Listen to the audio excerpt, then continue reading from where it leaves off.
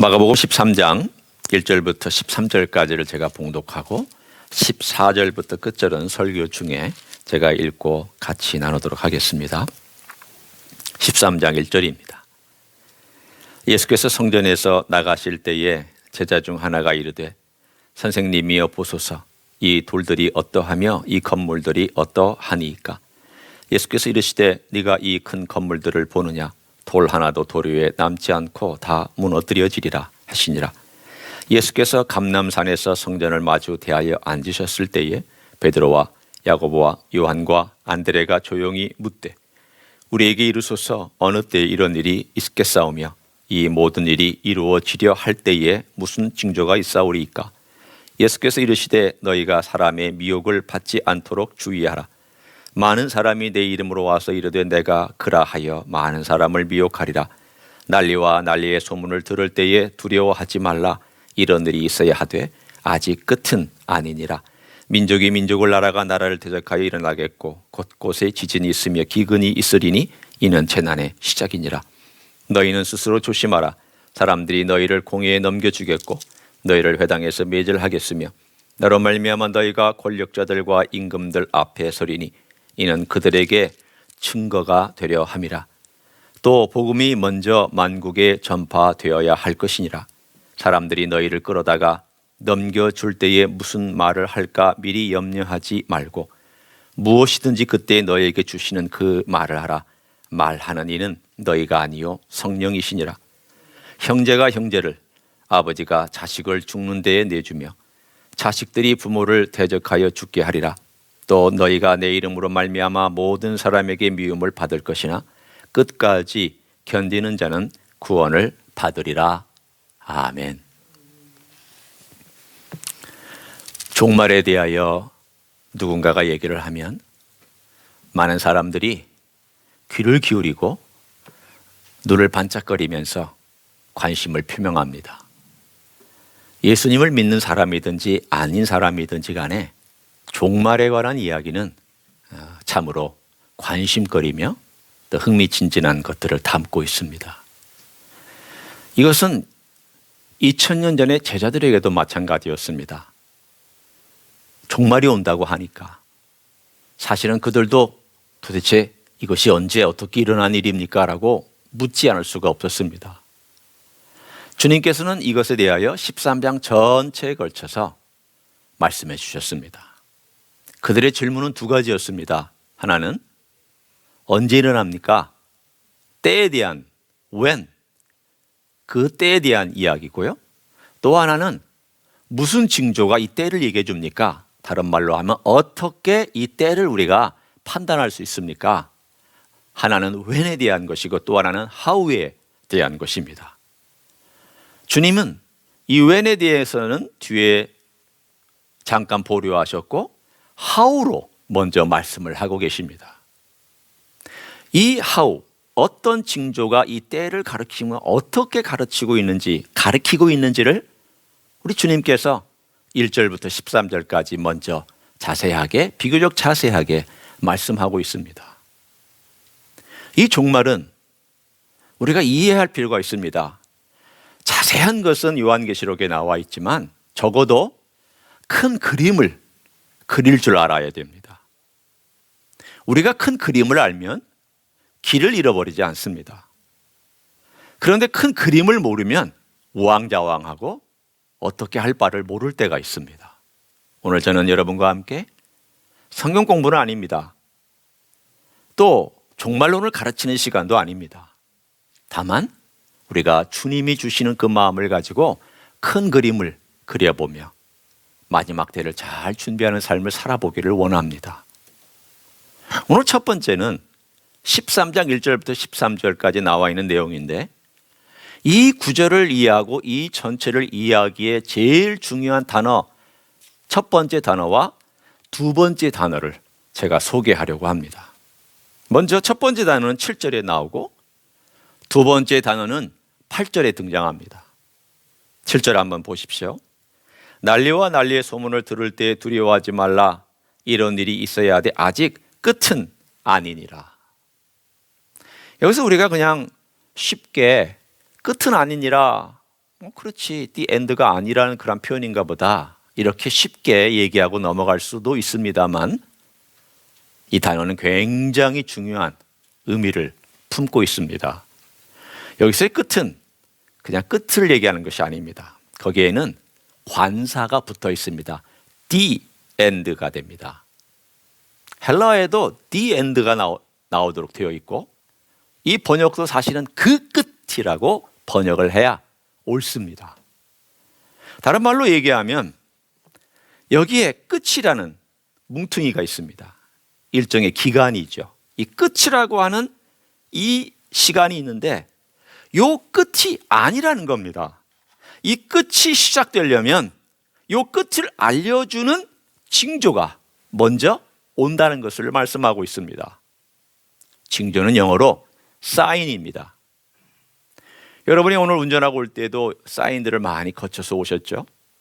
길에도 보면은 작은 길에는 스탑 사인도 있고 또 신호등도 있습니다. 프리웨이에는 어디로 가는지에 대한 길 표시도 있습니다. 이리 가면은 저기 롱비치로 가는지 아니면 북쪽으로 파세데나로 가는지 그 길들을 알려줍니다. 그러면 110번 북쪽을 타면 파세데나로 갈 것이고 110번 남쪽을 타면 롱비치 쪽으로 갈 것입니다. 그 사인은 방향과 목적지를 알려주는 역할을 합니다. 예를 들어서 제가 이렇게 손을 이쪽으로 하고 있으면 이쪽을 좀 집중해서 보십시오 라고는 제 사인이고, 이쪽을 향하여 이렇게 하고 있으면 이쪽을 좀 보십시오 라고 하는 저의 사인입니다. 중요한 것은 이 사인은 사인 자체에 있는 것이 아니라 목적지에, 목표물에 있습니다. 다른 말로 얘기하면 1절부터 13절까지에서 주님께서 징조들을 말씀하시고 있는 내용들은 the end를 가리키고 있는 사인들입니다. the end가 있는데 이 the end가 되기 전에 이런 징조들이 있으면 the end가 가까운 줄 알아라, 그 뜻입니다.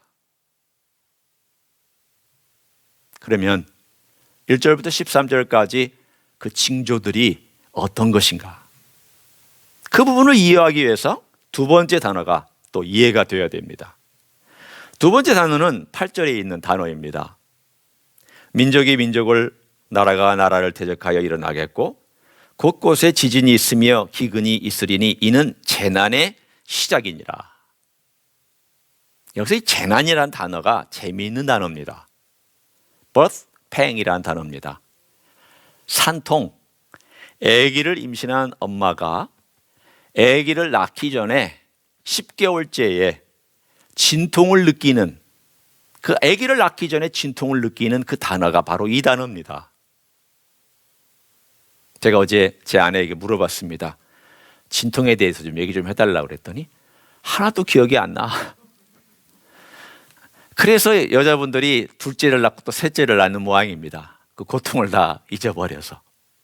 그래서 제가 찾아봤습니다. 제 기억에 그때 진통이 이렇게 첫 아이 때 온 것 같은데, 그렇지만 남자니까 제가 직접 경험을 하지를 못하고 옆에서 지켜만 봤기 때문에 한번 인터넷을 뒤져봤더니 보통 이제 어느 일정 기간 동안에 진통이 좀 멀찌감치 진행되다가 이렇게 짧아지는 순간이 옵니다. 30분, 20분, 10분. 그리고 이것이 몇 분 간격으로 진행되면 입원을 보통 해야 합니다. 그러면 그때에 그 입원해서 있는 시간 동안에 그 문이 열려서 아기가 나오는 준비가 됩니다. 오늘 여기 나와 있는 이 이야기가 바로 그런 의미를 담고 있습니다. 아직 아기가 나올 준비가 안 됐지만 진통이 계속될 때, 그것이 바로 1절부터 13절까지입니다. 그런데 14절부터 27절은 드디어 아기가 나올 준비가 되어서 문이 열리고 그 고통이 더 강해지는 때, 무통으로 아기를 낳는 것이 아니라 그냥 자연 분만을 할 때에 엄마가 겪는 그 고통스러운 과정, 그것이 바로 14절부터 27절입니다. 그리고 아기가 나와서 그 탄생의 기쁨을 함께 나누는 것이 27절 그 뒷부분에 나와 있는 한 석절 정도, 넉 절 정도의 이야기입니다. 그러니까 우리는 이렇게 알 수 있는 거죠. 처음 재난이 시작되고 어려움이 쭉 있을 때 있는 것은 환란이지만 아직 디엔드는 아니라는 겁니다. 디엔드를 가르쳐주고 있는 화살표와 같은 것입니다. 그런데 어느 순간에 디엔드가 다가오는데 그 디엔드는 문이 열리고 아기가 나오는 그 고통스러운 과정입니다. 그 과정이 디엔드고, 그리고 디엔드의 끝부분에 아기가 탄생해서 같이 기쁨을 누리는, 엄마도 그 생명 때문에 마음에 내가 생명을 낳았구나 라는 경이로움, 아빠는 밖에 있다가 그 피덩이를 받으면서 하나님의 신비와 경이로움을 느끼고 있는 그 놀라운 생명의 탄생, 그것이 오늘 13장을 이해하는 가장 중요한 구분짓는 것들입니다. 자, 함께 우리가 그 징조들에 대해서 그럼 먼저 살펴봅니다. 어떤 화살표들이 그 디엔드가 오는 것을 가리키고 있는가? 첫 번째는 오늘 여기에 보십시오. 6절입니다. 많은 사람이 내 이름으로 와서 이르되 내가 그라하여 많은 사람을 미혹하리라. 영적인 혼란, 영적인 미혹, 종교적인 배교, 배반, 이런 것들을 주님께서 묘사합니다. 과거에도 있지 않았습니까? 아니요. 이런 것들이 더 강해지고 더 빈번해서 사람들이 그것을 느낄 수 있을 정도가 될 것이라고 말씀하시는 내용입니다. 예를 들어 미국에 지금 제일 빨리 발전하고 있는 종교가 무엇인지 아십니까? 기독교 아닙니다. 기독교는 지금 쇠퇴하고 있습니다. 다른 것 아닙니다. 오컬티즘이라고 하는 마술 숭배입니다. 이게 1990년에 그 즈음에 그 종교에 가지고 있는 걸 다 종교인이다라고 표시한 사람이 10,000명 미만이었습니다. 지금은요, 공식적으로 그것을 종교를 가지고 있다라고 한 사람이 150만 명입니다. 30년 동안 10,000명에서 150만 명으로 늘었습니다. 지금 PC USA가 미국 전체 130만입니다. 그러니까 이 단체 하나가 PC USA보다 훨씬 더 많은 사람들을 자기들의 세력 아래 갖고 있는 내용입니다. 공식적으로 마술을 숭배하고 있다라고 하는 사람만 150만이라는 뜻입니다. 폭발적으로 증가했습니다. 제일 빠르게 증가하고 있습니다. 앞으로 더 많은 숫자가 증가할 것이며, 앞으로 그것을 고백하지 않는 사람들까지 포함하면 많은 사람들이 마술을 숭배하고 마술을 따라가고 마술을 자연스럽게 받아들이고 살아가는 그런 시대가 우리에게 있고 앞으로 다가올 것입니다. 영적으로 혼란합니다. 사람들은 영적인 무언가를 추구하지만 기독교에는 안 옵니다. 다른 걸 찾아갑니다. 두 번째, 사인이 있습니다. 난리와 난리의 소문이 있을 거라고.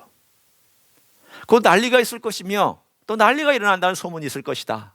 난리는 갈등, 싸움, 개인과 개인뿐만이 아니라 또는 나라와 나라들의 이런 소문, 저런 소문, 경제적인 싸움, 이런 것들이 빈번하게 일어날 것이다.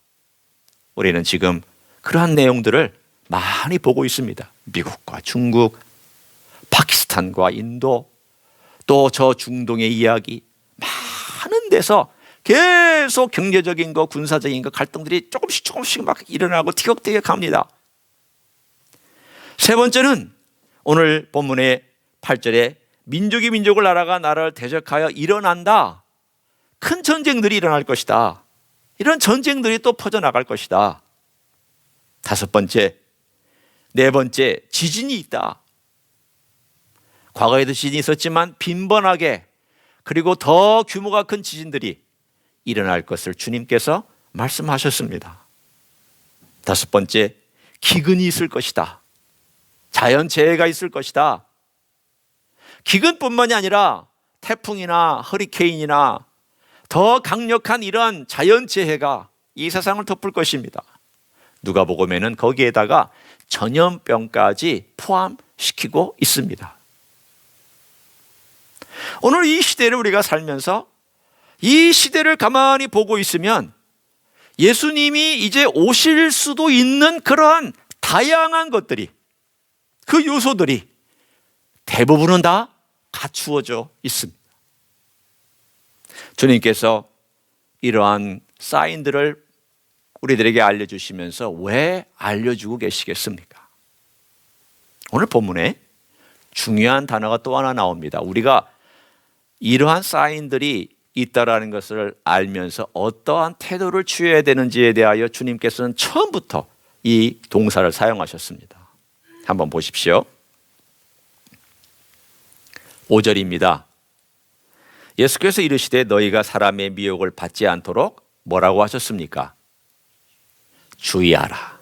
주의하라. 자, 9절을 봅니다. 너희는 스스로 어떻게 하라? 조심하라. 자, 23절로 갑니다. 읽지 않았지만 너희는 어떻게 하라? 삼가라.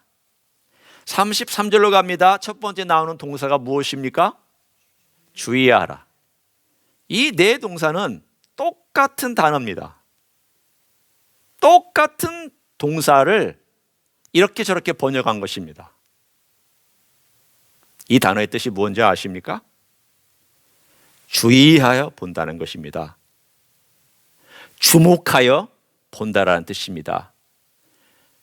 주시하고 주목하고 잘 관찰하고, 그래서 거기에 지금 무슨 일이 일어나는지를 내가 조사하는 겁니다.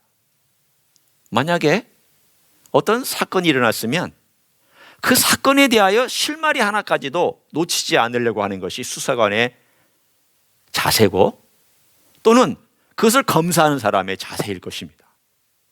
중요한 핵심을 하나 놓치면 이 사건을 이해하지 못할 수도 있거든요. 바로 그렇게 하라는 겁니다. 주님께서 우리의 삶 속에서 이걸 미리 알려주시는 것은 사랑하는 교회가 이것을 주목하지 아니하고 그냥 얼렁뚱땅 지나가다가 놓치지 말라는 뜻입니다. 사랑하는 주님의 제자들이, 사랑하는 주님의 사람들이 그냥 세상에 취해서 살다가 세상이 어떻게 돌아가는지도 모르고 정말 주님의 마음이 뭔지도 모르고 어리버리하게 살다가 갑자기 그런 일을 당할까 주님이 염려가 되어서 알려주시는 내용입니다. 주목해라. 어텐션! 이 말씀입니다. 주목해라. 관찰해라. 신경 써라. 그리고 이 사건들을 잘 보고 분간할 줄 알아라. 주님은 그의 사랑하는 교회가 분별력을 갖기를 원하셨습니다. 여러분, 이 세상에 살아가는 동안에 우리에게 필요한 것은 이 세대를 읽을 줄 아는 마음입니다. 기도하셔야 됩니다. 주님, 제가 이 세대를 읽도록 지혜를 주십시오. 예수님, 주님이 말씀하신 적어도 이 대여섯 가지의 징조들이 오늘을 얘기하고 있는 것입니까? 주님, 제가 잘 분별하게 도와주시기를 원합니다. 기도가 필요합니다. 여기서 머물지 않습니다. 주님은 두 번째, 이 기다리고 있는 동안 그 the end가 되는 동안에 the end를 가리키고 있는 또 다른 상황에 대하여 9절부터 13절까지 말씀하고 있습니다. 그건 다른 것이 아니라 상황이나 사건이 아닌 너희들에 대한 이야기입니다. 너희들이 환난과 역경 가운데 예수 믿는다고 핍박받을 것이다. 아마 미국에 살고 있는 여러분들은 별로 느끼시지 못할 수도 있습니다. 그러나 그렇지 않습니다. 제가 이 팬데믹을 지나면서 한 가지 느낀 게 있습니다. 그것은 행정명령으로 교회를 폐쇄할 수도 있고 못 모이게도 할 수 있구나. 그러면 앞으로 이런 일들이 빈번하게 일어나거나 이런 비슷한 일들이 일어나면 주정부는 혹은 정부는 행정명령으로 교회를 폐쇄할 수도 있고 목을 줄 수도 있고 못 모이게 할 수도 있고 마음대로 할 수도 있겠구나. 앞으로 이런 일이 일어날 수도 있겠구나 라고 하는 약간 섬찟한 느낌을 받았습니다. 앞으로 일어날 것입니다. 지금도 예수님 제대로 믿기 어렵습니다. 여러분 솔직하게 가슴에 손을 얹고 이 세상에서 예수님 정직하게 믿고 정직하게 행하고 정직하게 살아가는 것 쉬운 일일까요? 그렇지 않습니다. 쉽지 않습니다. 예수 믿는 것 자체가 사실은 그 자체만으로도 사람들에게 조롱거리가 되며 왕따가 되며 손가락질을 받을 수 있습니다. 그런 일이 있을 것이라고 주님은 예견하셨습니다. 더 심해질 것이라고 말씀하셨습니다. 그러나 걱정하지 마라. 내가 그때 너와 함께 할 것이다. 그리고 내가 너 입술에 말을 줄 것이다. 걱정하지 마라. 주님 어떡합니까? 제 믿음을 어떻게 견딜 수 있겠습니까? 걱정하지 마라. 내가 너를 도우마. 내가 너가 말하는 것까지 도우마. 그리고 그 끝까지 인내할 수 있도록 내가 성령의 열매를 맺도록 내가 함께하마. 분명히 성령의 열매는 인내에 있습니다. 특별히 환난과 역경과 고난과 핍박 가운데 제일 드러나는 성령의 열매는 인내입니다. 이러한 것들이 점차 우리에게 피부로 느껴질 때 그것은 사인이 될 것입니다. 뿐만 아니라 여기에서 한 가지 주님께서는 또 한 가지 힌트를 주셨습니다. 그것은 바로 10절에 있는 말씀입니다. 또 복음이 먼저 만국에 전파되어야 할 것이니라. 모든 민족들에게 복음이 전파된다라고 말씀하셨습니다. 선교사들의 통계에 의하면 아직 복음이 전해지지 아니한 민족이나 부족이 300여 개 정도 된다고 합니다. 많이 줄었습니다. 제가 처음 목회할 때 1000개, 700개 이러다가 지금 벌써 300개로 떨어졌습니다. 왜냐하면 인터넷, 컴퓨터, 라디오, TV, 녹화, 녹음할 수 있는 것들 이런 것들로 인해서 복음이 스며들어갈 수 있는 길들이 상당히 다양해졌기 때문입니다. 지금은 더군다나 이렇게 줌 같은 걸로도 할 수 있는 시대가 되었기 때문에 꼭 거기 가지 않아도 얼마든지 복음을 전할 수 있는 길이 활짝 열려 있습니다. 이 300여 부족과 민족이 언제 복음을 접할지 5년? 10년? 15년? 우리는 모르지만 과히 멀리 남지 않았습니다. 주님은 우리들에게 이런 사인들을 보내주십니다. 때가 가까이 오고 있다. 그 마지막 때, 그 the end가 가까이 다가오고 있다는 것을 계속 말씀해 주시고 주시해라. 잘 들어라. 그리고 잘 봐라. 잘 관찰해라. 화살표 잘 봐라. 스탑 사인에 스탑하고 가라 갈 때는 가고 오른쪽으로 가라 할 때는 우회전하고 왼쪽으로 갈 때는 왼쪽으로 가고 잘 신호를 확인하고 그것을 따라서 가라. 그것이 주님께서 1절부터 13절까지 사랑하는 그의 교회들에게 주시는 말씀입니다. 두 번째 드디어 the end가 다가옵니다. 그것이 14절부터 27절까지입니다. 제가 읽어볼 테니까 들어보십시오. The end가 어떻게 시작해서 어떻게 끝나는지. 멸망에 가져간 것이 서지 못할 곳에 선 것을 보거든 읽는 자는 깨달을진저 그때 유대에 있는 자들은 산으로 도망할지어다. 지붕 위에 있는 자는 내려가지도 말고 집에 있는 무엇을 가지러 들어가지도 말며 밭에 있는 자는 겉옷을 가지러 뒤로 돌이키지 말지어다. 그날에는 아이 뵌 자들과 젖 먹이는 자들에게 화가 있으리로다. 이 일이 겨울이 일어나지 않도록 기도하라. 이는 그 날들이 환난의 날이 되겠음이라. 하나님께서 창조하신 시초부터 지금까지 이런 환난이 없었고 후에도 없으리라. 만일 주께서 그 날들을 감하지 아니하셨더라면 모든 육체가 구원을 얻지 못할 것이거늘 자기가 택하신 자들을 위하여 그 날들을 감하셨느니라. 그때 어떤 사람이 너에게 말하되 보라 그리스도가 여기 있다 보라 저기 있다 하여도 믿지 말라. 거짓 그리스도들과 거짓 선지자들이 일어나서 이적과 기사를 행하여 할 수만 있으면 택하신 자들을 미혹하려 하리라. 너희는 삼가라. 내가 모든 일을 너희에게 미리 말하였노라. 이것이 바로 그 디엔드의 첫 번째 내용입니다. 그 디엔드는 오늘 본문에 있는 것처럼 성전의 멸망에 가증한 것이 서는 것과 연결되어 있습니다. 이 성전은 어딜까요? 예루살렘의 설 성전입니다. 다른 말로 얘기하면 우리가 잘 알고 있는 대환란, 앞으로 다가올 지상에 올 그 7년이라고 하는 대환란의 기간의 출발은 예루살렘의 성전이 서는 시간하고 맞물려 있습니다. 그리고 이 성전이 서고 나서 한 중간에 3년 반쯤 지난 중간에 저 그리스도가 자기 이미지와 우상을 이 성전에 세웁니다.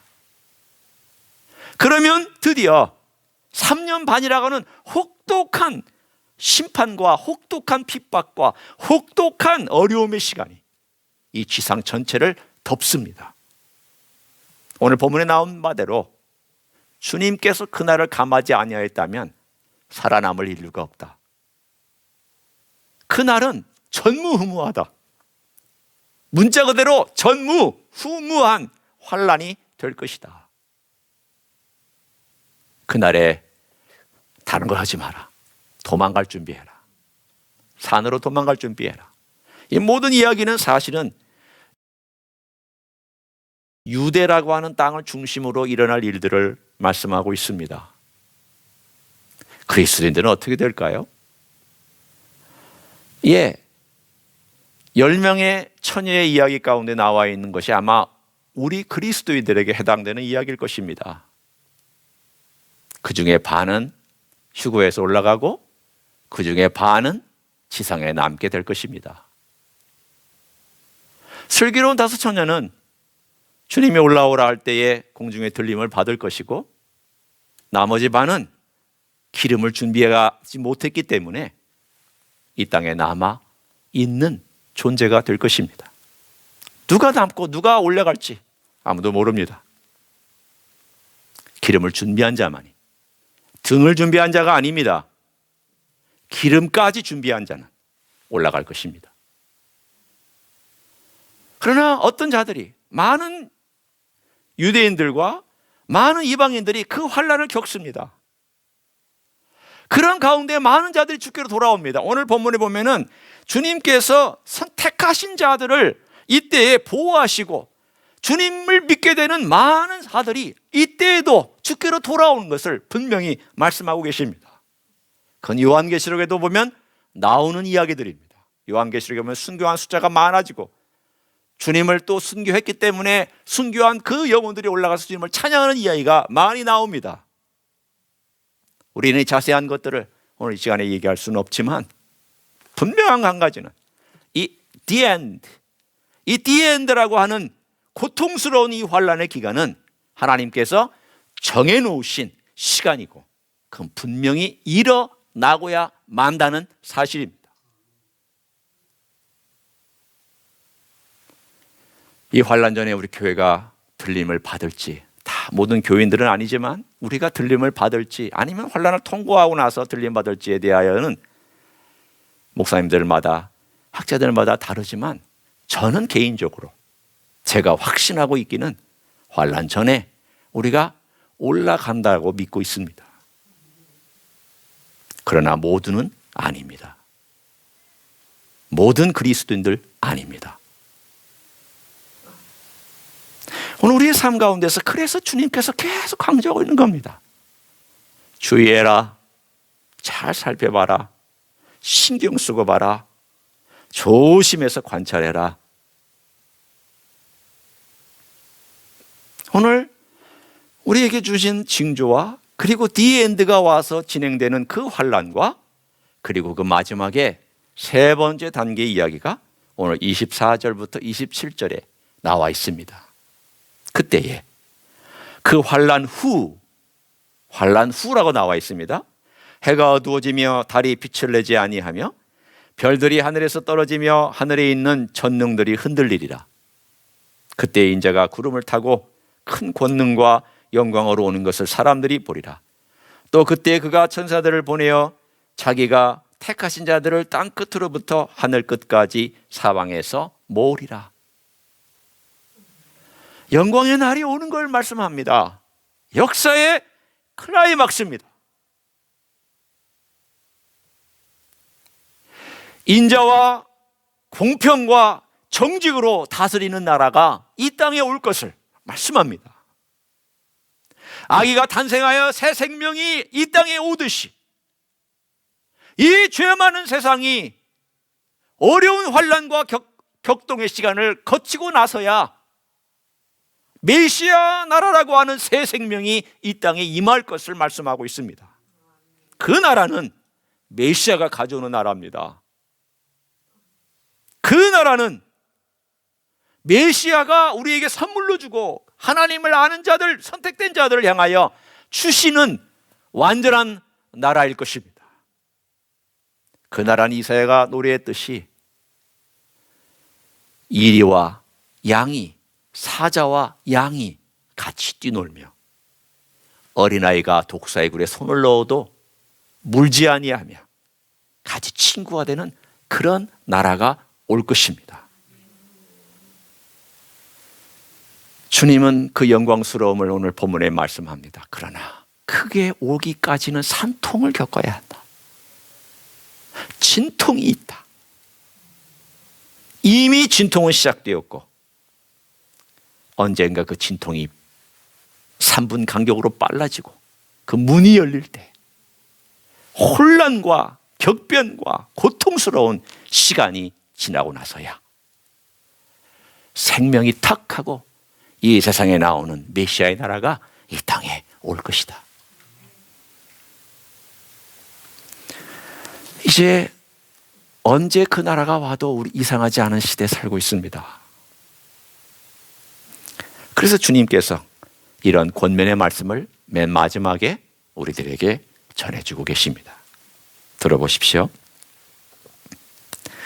무화과 나무의 비유를 배우라. 그 가지가 연하여지고 잎사귀를 내면 여름이 가까운 줄 아나니 이와 같이 너희가 이런 일이 일어나는 것을 보거든 인자가 가까이 곧 문 앞에 이른 줄 알라. 내가 진실로 너희에게 말하노니 이 세대가 지나가기 전에 이 일이 다 일어나리라. 여기서 이 세대는 한 40년인데 이런 현상이 일어나고 있는 그 세대를 말합니다. 어쩌면 우리 세대를 말하고 있는 것일 거예요. 천지는 없어지겠으나 내 말은 없어지지 아니하리라. 그러나 그 날과 그때는 아무도 모르나니 하늘에 있는 천사들도 아들도 모르고 아버지만 아시느니라. 때에 대해서 분명히 말씀했습니다. 그러나 정확한 때는 아버지의 권한이 있다. 너희들은 징조를 보고 그때를 짐작만 할 뿐이다. 그 얘기예요. 주님이 답 주셨어요. 주신 것과 안 주신 것이 있어요. 정확한 때는 안 주셨어요. 그러나 그 즈음은 주셨어요. 그 정확한 때는 아버지의 권한이다. 나는 아버지의 명령을 받고 이 땅에 인자로서 메시아로서 내려올 것이다. 32절 그러나 그 날과 그때는 아무도 모르나니 하늘에 있는 천사들도 아들도 모르고 아버지만 아시느니라. 주의하라 깨어있으라 그때가 언제인지 알지 못함이라. 가령 사람이 집을 떠나 타국으로 갈 때에 그 종들에게 권한을 주어 각각 사물을 맡기며 문지기에게 깨어있으라 명함과 같으니 그러므로 깨어있으라 집주인이 언제 올는지 혹 저물 때든지 밤중일는지 다 굴 때일는지 새벽일는지 너희가 알지 못함이라. 그가 후련히 와서 너희가 자는 것을 보지 않도록 하라. 깨어있으라 내가 너희에게 하는 이 말은 모든 사람에게 하는 말이니라 하시니라. 아멘. 무화과 나무가 잎이 연하여지면 이게 징조입니다. 어떻게 해요? 잎이 연하여지는 것을 보게 되면 그 다음 때에 대한 거예요. 여름이 가까워왔다. 그렇지만 여름의 어느 때는 아버지만 행할 것이다. 우리는 여름이 왔다는 건 알아야 돼요. 그 여름이 오면 아버지가 정한 그 날이 가까이 왔다는 것을 직감하고 준비하고 있어야 돼요. 그래서 오늘 본문에 그런 비유를 쓰신 거예요. 무슨 비유를 썼냐면 깨어 있어라. 바로 집주인이 올 때 깨어 있는 청지기와 같이, 성을 지키는 파수꾼 같이 깨어 있어라. 오늘 중요한 우리들의 자세가 한 3가지 정도가 있습니다. 첫째는 주의하라, 주의하라. 4번 나오는 단어입니다. 4번. 전체에 걸쳐서 4번 똑같은 단어가 주의해라, 조심해라, 삼가라, 이런 말들로 번역됐지만 똑같은 단어입니다. 두 번째는 깨어 있어라. 이 단어도 집중적으로 뒤에 4번 나옵니다. 깨어 있어라. 정신 차리고 있어라. 파수꾼을 생각해 보십시오. 자, 파수꾼이 성 위에서 성벽 위에서 주변을 둘러보면서 파수를 씁니다. 그런데 이 파수꾼이 제일 기다리는 게 무엇이겠습니까? 적군이 오는 거 기다릴까요? 그 만약 적군이 오는 걸 기다리다면 그 파수꾼은 스파이입니다. 이 파수꾼이 제일 목매달고 눈 빠지게 기다린 것은 해 뜨는 겁니다. 저 동력에서 해가 쫙 하고 쫙 올라오기 시작하면 와, 끝났다. 내 이제 파수하는 이 일이 끝났다. 내 일이 끝났다. 야, 환하게 보이는 이 세상이 다가왔기 때문에 더 이상 내가 이 밤에 파수를 서지 않아도 되는구나. 이 태양이, 강렬한 태양이 저 동쪽에서부터 확 하고 힘있게 올라오는 걸 보는 순간 이 파수꾼은 기쁨이 충만하고 자기가 사명 다 했다는 것과 밤새 정신 차리고 졸지 아니하고 파수를 잘 섰다라는 것 때문에 스스로도 위안을 받고 그 태양을 보면서 기뻐하고, 야, 이제 됐다, 그렇게 얘기할 것입니다. 파수꾼은 정신 차리고도 있지만 그 태양을 기다립니다. 파수꾼이 사모하는 것은 해가 밝아지는 것이며 날이 밝아지는 것입니다. 이 3가지를 가만히 생각해 보십시오. 주님께서 이미 십자가 달리시기 전에 우리에게 종말에 관한 이야기를 해주셨습니다. 왜냐하면 우리를 사랑하시니까 미리 알려주신 거예요. 이런 일이 있을 것이다. 교회들아 깨어 있어라. 내가 간다. 내가 앞으로 너희를 데리러 갈 것이다. 내가 갈 때에 졸고 있으면 안 된다. 기름도 없이 그냥 등만 달랑 들고 있으면 안 된다. 내가 갈 때에 네 이름 다 부를 것이다. 그때 풀려 울러지도록 깨어 있어야 된다. 잘 보고 깨어 있어야 된다. 그러나 3번째, 내가 너희를 사랑하며 너희를 데려가고 싶어하는 것처럼 너도 파수꾼의 마음으로 태양이 떠오르는 것을 기다리고 있듯이 그렇게 사모하고 기다려라. 사모하며 기다려라. 이 메시지가 오늘 여기에 또한 들어있습니다.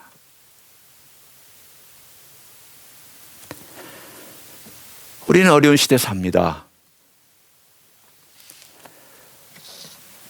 제가 성경 공부 시간이면은 이 사인들에 관련된 것들을 좀 더 자세하게 말하고 싶지만 오늘의 목적은 이런 것들 자세하게 말하는 데 있지 않습니다. 핵심은 우리 주님이 우리를 사랑하셔서 데리러 오는 때가 가까이 카운트다운이 되고 있다면 우리도 주님의 마음처럼 카운트다운을 따라서 주님을 바라보고 내가 지금 무엇을 추구하며 살고 있는지를 생각해 보라는데 오늘의 핵심이 있습니다. 세상에 취하시면 안 됩니다. 돈에 취해도 안 됩니다. 먹고 마시는 것에 취해도 안 됩니다. 은퇴하고 누릴 것에 대해서 취해도 안 됩니다. 잘 먹고 잘 사는 것 취해도 안 됩니다. 여러분은 다가오는 하나님의 나라를 바라보고 사모하시는 그 하루하루가 되시기를 소원합니다. 그렇게 살아가시기를 예수님의 이름으로 간절히 축원합니다. 기도하시겠습니다.